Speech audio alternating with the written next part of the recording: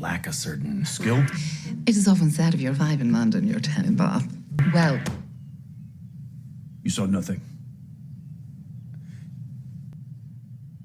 So we're all aware by now, at least the Jane Austen gatekeepers of the world, and all the thirsty girls who made Bridgerton one of Netflix's most viewed shows at the time of its release, that Netflix put out a version of Jane Austen's novel Persuasion, and the universal agreement was it wasn't very good. And initially when I saw all the negative reviews for this movie swirling around on the interwebs, I still chose to be cautiously optimistic before watching the movie for myself, because at the very least, I was excited about the casting for the film. Mainly Henry Goulding, because he's a treasure, as well as Dakota Johnson, who I really only like because she's in one of my favorite SNL skits. You be careful, okay?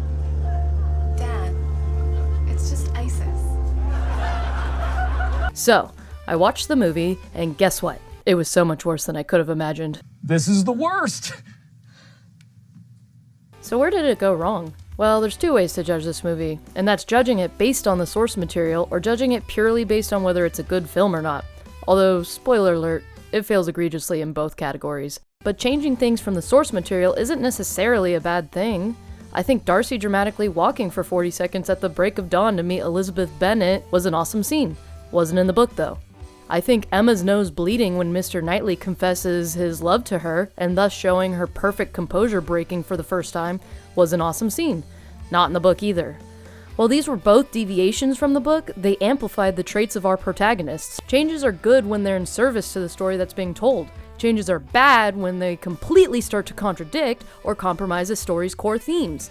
And that's the problem with this movie. It fails as a Persuasion adaptation due to the changes, and the changes it did make fail at creating a compelling story, thus making it a failure of a movie. Because holy crap, the writing is just so bad. Now, if you don't know, Persuasion was Jane Austen's last novel she wrote before her death, and I quite like the book myself. It's pretty middle of the tier for me when comparing it to other Jane Austen stories, mainly Pride and Prejudice and Emma because I'm basic, but overall, it is really enjoyable, and personally, it's a relatable story. It's the story of 27-year-old Anne who, according to the book, had lost her bloom, which basically means, yeah, she was hot, but now she old and haggard. Although you come to find out she really had lost her fervor for life and basically was just really depressed because at the age of 19, she was persuaded by her family and close acquaintances to not marry Wentworth, who she was engaged to at the time, and this was due to his lack of fortune and prestige. And also, she really doesn't have many friends, and she lives with her family who literally hate her. Shame there wasn't anything nice we could think to add about you, Anne.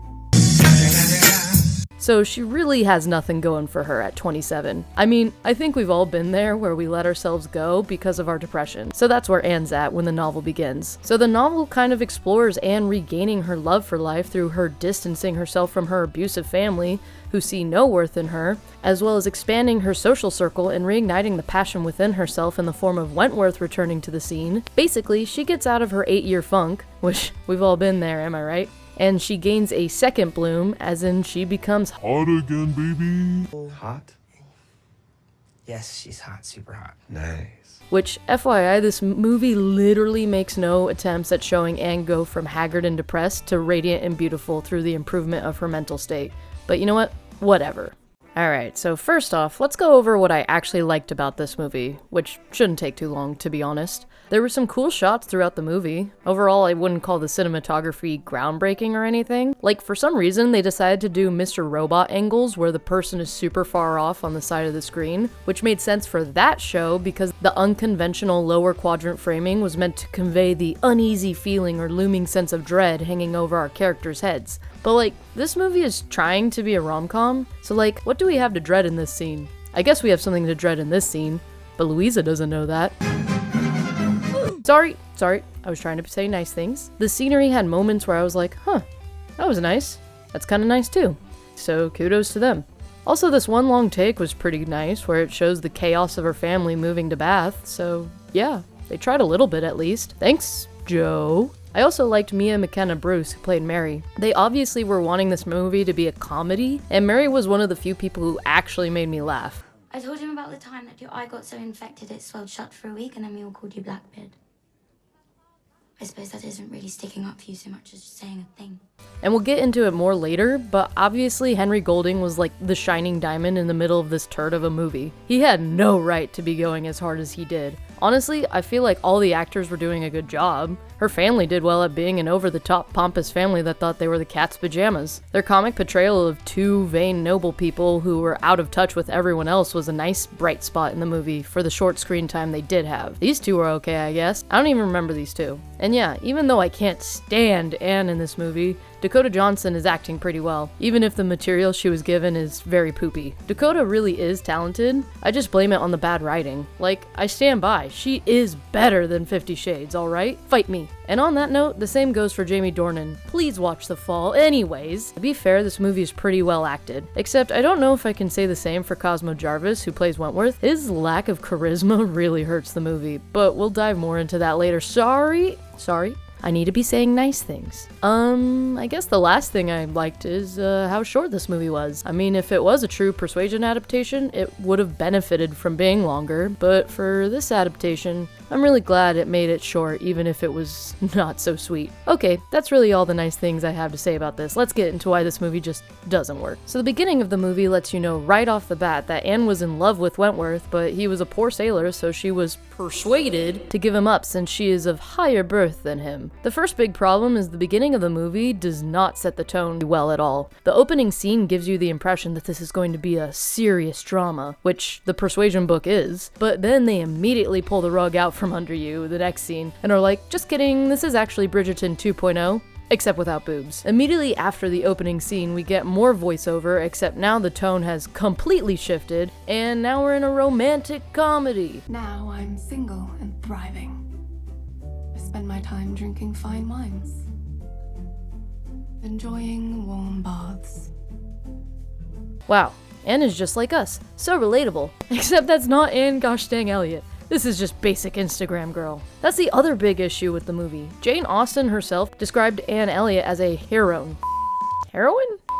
Female protagonist that was just too good for me. Anne is supposed to be sensible, gentle, capable, calm, and most of all, kind. You is kind, you is smart, you is important.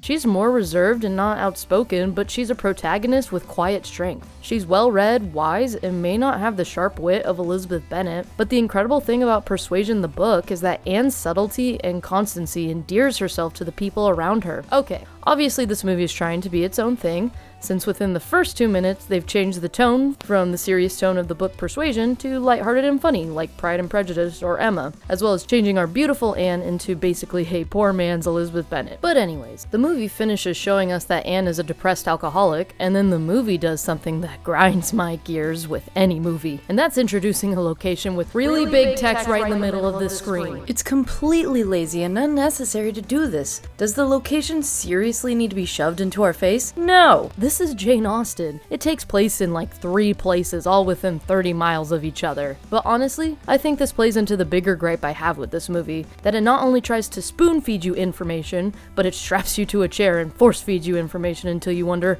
why am I even doing this to myself? God, we're only 2 minutes in. So we're introduced to... So was it, Elliot?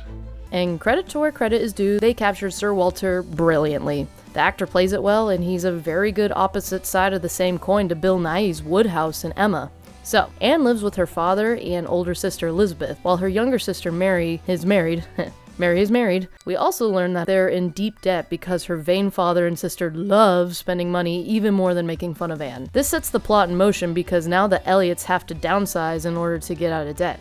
Now, through all this, we've been getting a healthy dose of exposition as well as Anne constantly feeling the need to roll her eyes or look at the camera, as if to say, we're both in on the joke. And while this fourth wall breaking was cute the first 5 minutes, this gimmick gets old real fast. And again, it shows that this movie suffers from bad writing and poor storytelling. Movies are supposed to show, don't tell, but this movie for some reason thinks we're super stupid. So they make sure to explicitly tell us what everyone's motivations are, either through Anne's exposition dumping, or just the characters straight up telling us their motivations. So yeah, death to subtlety. And the problem with this is because these characters have absolutely no nuance, I have no reason to get attached to them. As a fun exercise, I decided to keep track of just how many times Anne looked at the camera throughout the movie.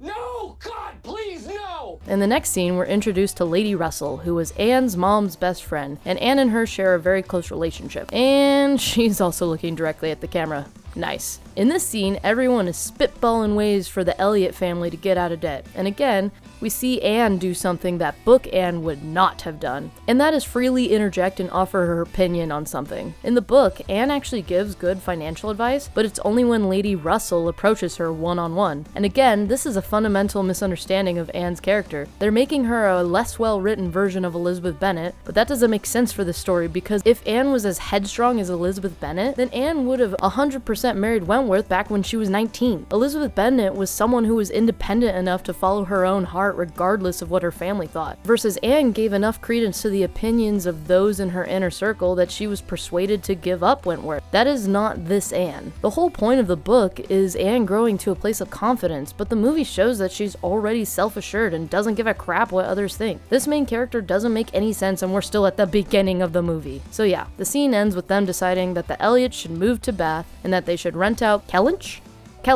to Wentworth's brother-in-law and sister, which is what gets Wentworth back into Anne's social circle. Anyways, I like this one joke. And among the three of you, the only one I wanted to exchange calling cards with. Well put.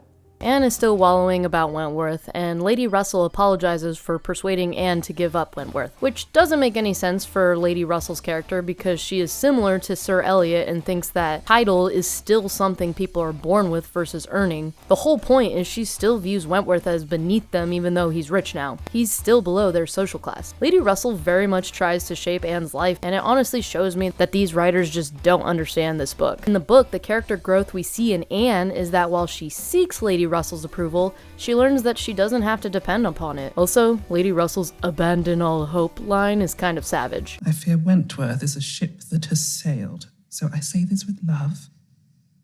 Abandon all hope. Worst mother figure of the year for sure. And the voiceover continues to tell not show us our character's feelings and motivations. He respects himself too much to beg. He didn't fight for me because he could never value a love that wasn't offered freely. Like, instead of telling me that he thinks too highly of himself to beg, why don't you just show me that when he makes his first appearance? Show him not paying attention to Anne. Show him not giving her the time of day because his wounded pride won't allow it. Because then I, the viewer, will start to form my own assumptions about Wentworth, and I can actually start to invest in him as a character. Instead, you're just telling me who he is instead of letting me figure it out. And then immediately in the next scene, Anne continues to spoon feed us character motivations because this movie still doesn't understand subtlety. Also, it's time for me to address the next big problem with this movie, and it can be summed up in this scene. It is often said if you're 5 in London, you're 10 in Bath. Or 10 in Bath. Or 10 in Bath. Or 10 in Bath. You know, I'd like to think this is the actual reaction of the actress who plays Lady Russell on hearing this joke, because it sure was mine. This movie has a complete identity crisis. It wants so bad to be relevant and modern, yet it still decided to be set in the original 1800s setting. Why? Was it trying to make a statement that Anne was ahead of her time by showing Anne in modern clothes while everyone else is still in somewhat period piece fashion? Perhaps, you know? That could have been a really well-executed idea if... But a heartbeat ago, there were no two souls more in rhythm than Wentworth and I. Now we're strangers. Worse than strangers. We're exes. Yeah, no, I doubt they were trying to do anything deep. They probably thought they were being extremely clever, but it really just ends up coming across as bad writing. Like, they didn't think the audience was smart enough to understand Austen's original words, but the writers themselves weren't smart enough to come up with cheeky dialogue to replace it, so they were like, let's make relevant jokes that the tweens will understand. But yeah, the jokes in this movie just don't work. Anyways, Anne's family goes on to Bath, and Anne is held back because her sister Mary has summoned her to stay behind and help her back to health, because she's basically a hypochondriac. And oh, they actually used an emoji in her letter, and now I'm dead. Alright, I've been joking and ranting a lot, so let's just keep moving through the movie. So Anne goes on to meet Wentworth's sister, whose name I forget, as well as Wentworth's sister's husband, whose name I also forget, because they are now renting Anne's family's house. And then we get this piece of dialogue. You know, Anne, Mrs. Croft's baby brother is a bachelor. He's a captain in the Navy. Quite successful. Edward, please don't. A woman without a husband is not a problem to be solved. I don't know what era you're living in, lady, but in the Regency era, where women literally couldn't own property, it kinda definitely was. Actually, this was a huge problem for Anne since she was 27 and entering spinsterhood. Anne's literal only duty was to marry. Duty. Anyways, I thought we were no longer in England, but thankfully we get another title card that tells us we're now at a new place. I mean, it could be in America for all I know. This is no way to reveal anything to me. It's just another castle. Also, I'm so glad she remembered her rabbit. I don't know what the point of the rabbit is. I mean, instead of breaking the fourth wall, she could have just been talking to her rabbit for all I care. It'd make her less insane than just talking to thin air, but I digress. Now, at least the movie gifts us with Mary, who, as I mentioned earlier, actually has some banger lines. Mary is married to Charles, and they have 2 sons, and Charles' 2 sisters are BFFs with Anne. Seem like fake beaches to me, but okay. So they're all going to have dinner at Uppercross, which allegedly Frederick Wentworth himself is supposed to show up there. Now, this version of Anne really seems like she's been hoping that Frederick has been pining for her, and I think she wants to win him back, is her motivation? Maybe? I don't know, it's not really clear to me. In the book, Anne is literally so embarrassed to see him again that she tries to do everything she can to avoid seeing him. Anne can't go to dinner anyways that night because one of Mary's kids gets hurt, and Mary doesn't want to take care of her kid because she has a big case of FOMO and doesn't want to miss the dinner. So Anne decides to stay behind. And then of course, Anne doesn't want to miss an opportunity to show us that she's a drunken mess whose only personality trait in this movie besides being bitter is still being in love with Wentworth.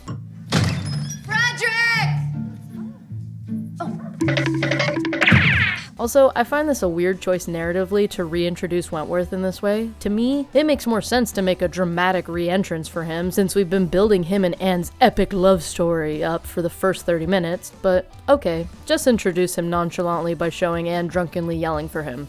Definitely par for the course for this movie. But don't worry, friends, they have their meet cute in the very next scene. We've met. You look old. I didn't mean that. What did you mean? Old. Your hair remains intact. Your hair is also suitably appropriate. Thank you. And they basically act like people who dated back in high school who are now seeing each other for the first time again at their 10-year high school reunion. Like, there's no hard feelings or anything. It's just a little awkward. And this is fine, I guess, for the movie, but it really trivializes the source material. Book Wentworth is angry at Anne. He sees her as weak for having so easily been persuaded to give up on their love. He's so angry he could barely even talk to her when he first sees her. He's in no mood to playfully banter with her. But yeah, super obvious, this boy be in love with her still. And what's super confusing is Anne has made it painfully obvious that she's still in love with Wentworth and wants to get him back. And honestly, he seems down for it, but then in the next scene, why is she running away? Now she decides to be embarrassed? Shouldn't she be actively pursuing him? Trying to win him back? Like, if you're just watching this from a movie perspective, her character motivation makes no sense. And then she gets jealous? Like, here's the thing. Anne is supposed to be Jane Austen's most mature character, and this movie has her acting like a spurned high school cheerleader who broke up with her boyfriend but now is watching him get with the bassoonist from the marching band. Oh, and then we get this piece of gold. Anyone between the ages of 18 and 80 may have me for the asking. Almost anyone. Charles wanted to marry me first.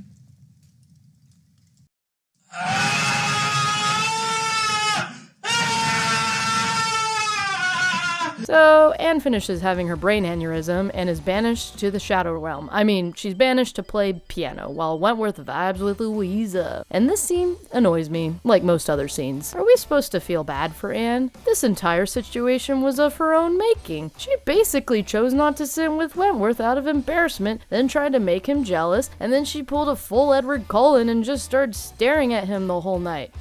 I like watching you sleep. I'd go with the other girl too, Wentworth. Oh, and then in the next scene, Anne continues her Edward Cullen ways and attempts to gaslight us about the night before. I'd prefer open hostility. His cold politeness and ceremonious grace are worse than anything. Beg your pardon, Miss Elliot. Is this your chair? Let me! What are you even talking about? We were all there. He wanted to sit next to you, and you yeeted out of there. Are you okay, Anne? Do you need professional help? Also, in the same scene, Anne says this. Why must everyone always assume that all women want is to be chosen by any eligible bachelor? in the context of the time period, doesn't make sense. But also in the context of the movie, it doesn't make Anne seem independent. It makes her seem like one of those girls that really wants to be in a relationship, but she tries to play it off. Like, relationships are so stupid. I'm just really vibing with being single. Like, dude, just be honest. You want him. The next scene involves Anne running through the woods because she has finally decided to embrace her inner Edward Cullen ways. And then Wentworth proceeds to save her from being beaten to death by her nephews, and they proceed to have their first, yes, I said first, define the relationship talk. I don't want you to be angry.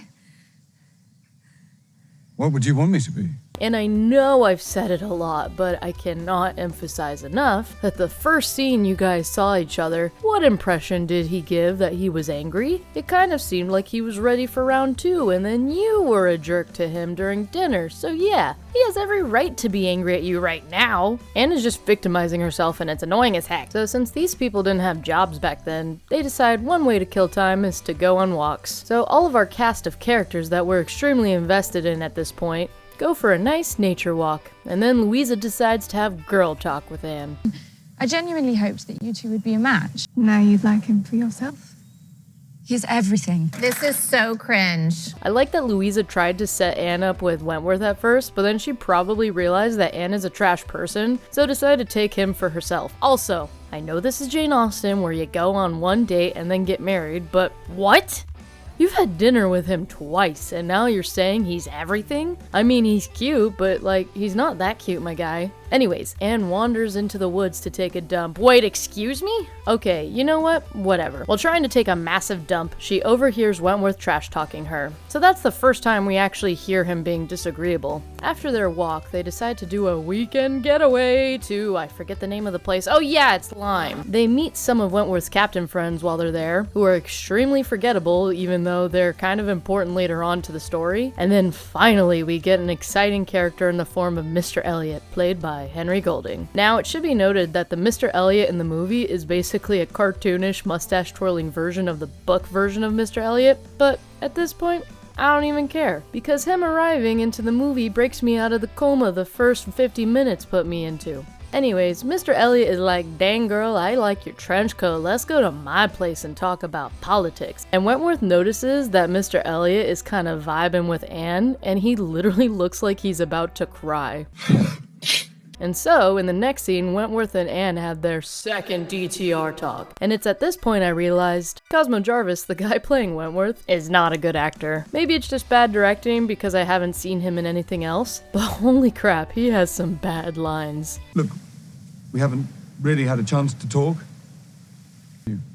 Wentworth is so not charismatic. I'm sorry, but his line delivery gives me the same anxiety I get when Vin Diesel is acting. It is. Purple. Another thing that annoys me about the scene is that the movie is trying to sell us the book's narrative, which is Wentworth is super bitter and angry towards Anne, but like, the movie has consistently shown us a completely different Wentworth. To her face, he's honestly been a chill dude. But basically, the main takeaway from this unnecessarily long scene is he friend zones Anne hard. Oh, and extra fun is right after Wentworth started off by saying, let's be friends, he basically ends by saying, I love you! And Elliot. in as subtle as a way as this movie knows how to do. And then Anne gets into the water while Wentworth watches, which is probably some metaphor, but honestly, I don't even care at this point. The next day, Anne runs into Henry Goulding, which means I get to have a scene that's somewhat enjoyable. And then he leaves immediately. Okay, fine. Oh, and it should be noted that Anne finds out that Henry Goulding is actually her cousin that many years ago slighted her father by marrying a random rich woman instead of Anne's older sister Elizabeth. So while movie Anne is super flirty with Mr. Elliot, novel Anne is distrustful of Mr. Elliot and not at all flirty with him. She finds conversation with him to be engaging, but she never fully lets herself trust him in the book because his background is sketchy AF. But he's the only thing I'm enjoying at this part of the movie, so whatever. As I mentioned earlier, these people don't have day jobs, so they just walk for fun. So they go on another walk, and then this happens. Catch me or don't. Louisa! I know I've ranted about a lot of things so far. However, I take this scene personally.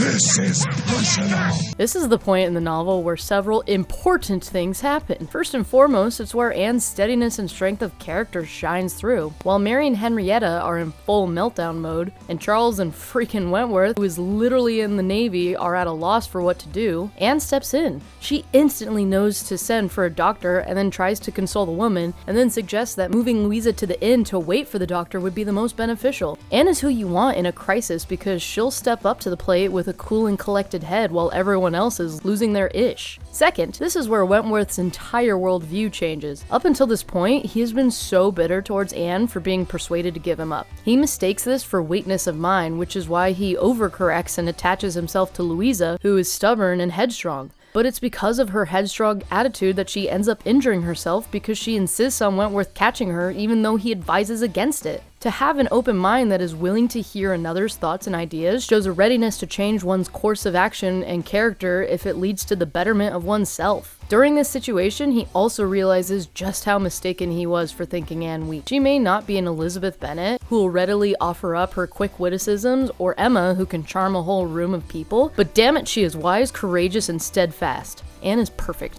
Also, here's another clip of Wentworth openly confessing his love for Anne. Anne should stay, to assist you, Mrs. Harville. No one so capable, so perfect as Anne. Such subtlety, such grace. So right away we find out Louisa is fine and Anne and Wentworth go back home to tell Louisa's parents that she's not gonna die. Which, it's not like it was even a big deal, so what was the point of even telling them? So Anne ends up going to Bath to rejoin her family, and I asked the question, did this movie have separate writers for Anne's family? They have some legit funny lines, but then everything everyone else says makes me want to punch someone right in the face. Doesn't really matter because my boy Henry Goulding is back. Oh, thank God. Mr. Elliot, you're such a Chad. Truly a douchebag with a heart of gold. Now, you might be wondering, is Mr. Elliot actually a dastardly villain? Or is he just misunderstood? Well, good thing for us. If Anne Elliot isn't expositioning about herself or other people's motivations, then Mr. Elliot is more than willing to oblige as well. Basically meaning he lays his entire motivations to Anne for literally no other reason than to let the audience know. And you know what? I still don't even care. He's still the only entertaining thing. The only thing I have to look forward to in this movie. The only thing these people do while in Bath is go to parties and events. And at one such hangout our not like other girls Anne says this in order to break an awkward silence. Sometimes I have this dream that a giant octopus is sucking my face, and as I struggle to get free, I realize that my hands are tentacles, and I can't push it off. And then I realize, of course, that I am the octopus. Stop it. Get some help. I'm just reeling my head wondering, how did this make it through the cutting room? Wentworth shouldn't even come back. Screw the plot of Persuasion. Make her end up with Mr. Elliot because they're both terrible people and at least fun to watch. And then this terrible movie could be over even faster. But alas, the movie continues on, and Lady Russell and Anne go on a walk because, as I said, that's all they have to do. And Lady Russell inadvertently reveals that Wentworth and Louisa are engaged. Nani? And for once, this movie tries its hand at subtlety. It's crazy to me that it takes until the end of the movie to try doing the subtlety thing, and of course it's immediately followed by inner monologue. I'm not even surprised, just disappointed. But of course, Wentworth returns to the scene looking like he's seconds away from admitting his undying love for Anne. But our dear Anne, believing him to be engaged, decides to rub Mr. Elliot in Wentworth's face. He's quite charming. He makes me laugh. I can't stand this girl. She's supposed to be 27 and somewhat mature, and yet she can't stop acting like a jilted ex-girlfriend, even though she broke up with him. And then sad boy Wentworth is left sad.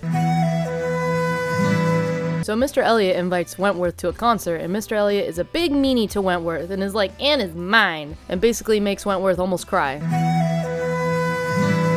And finally, we make it to the climax of the movie, even though it doesn't feel like it even a little bit. Mary and Charles arrive and prevent Anne from continuing to drink herself to death by inviting her to a party with all their friends from the Lyme trip. What does her staring at the screen even add? I just don't even know. Why? Why are you doing this? Why are you this way? So yeah, all the Navy people are there, including Wentworth, and Anne decides to talk to Captain Harville, who you've probably forgotten existed, because I know I sure have. While Anne and Captain Harville are talking, Wentworth is writing a letter while not so subtly eavesdropping on their conversation. The TLDR of the conversation is Harville tells Anne that Louisa, this girl you probably also forgot, and this guy, who I know for a fact you don't remember him, are actually engaged, and not Louisa and Wentworth. Nani? And Anne starts talking about how women love men longer than men love women. And honestly, my short explanation of this scene lasts about as long as the actual scene in the movie. This is the climax of the movie, where Anne is subtly admitting that her love for Wentworth has not faded over the years, and it only lasts 1 minute? Are you kidding me? This is a climactic part, and she's just like, yeah, women love men longer. Screw you, Wentworth. Let me bat my eyes at you. Remember when I rejected you and then acted like a jerk to you this whole movie?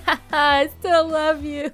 I just don't care anymore. So yeah, after such a declaration, Wentworth decides, guess I'll write down my feelings for Anne on a piece of paper. And so he leaves a letter for her to read, expressing that he still loves her too, for reasons. And honestly, just feels so empty, just so unearned. She reads the letter to us, and none of Wentworth's admissions of love mean anything to us, because we're not even a little invested in Anne and Wentworth's relationship. And therein is the biggest problem with the movie, summed up in a stinky letter. We've spent the entire runtime seeing Anne be a crappy person. We've seen Wentworth not so subtly pine for this girl, and we're left being like, why do you guys even like each other? The movie has told us that they're star-crossed lovers, but I've seen nothing to indicate this, and it kills me because if Persuasion was actually a good adaptation, there is so much potential for the emotional payoff for the Persuasion letter scene. Anyways, Anne is like, aw, he likes me, so cute. So she runs to find him, and she sees Mr. Elliot making out with this character,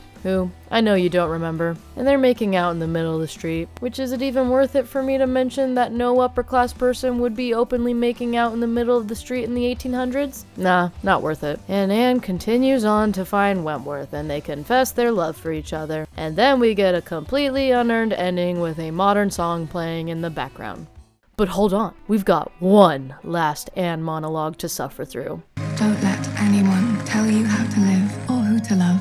This just tells me how much this version of Persuasion doesn't actually understand what Persuasion is about. This film is asserting, don't listen to anyone, do whatever makes you happy, live your life. But like, that's exactly who Anne isn't. Her whole thing is she's wise, but also knows to take counsel from the people around her that she trusts. Anne actually doesn't blame Lady Russell for persuading her to break off her engagement to Wentworth in the book, as Lady Russell's concerns weren't unfounded. Anne's strength is she's able to take counsel from others. You know who didn't listen to anyone and was headstrong and followed her own heart? Louisa. And remember how that went? And because this movie is just so stupid, of course it had to end with one last wink at the camera. Mom, I'm in pain.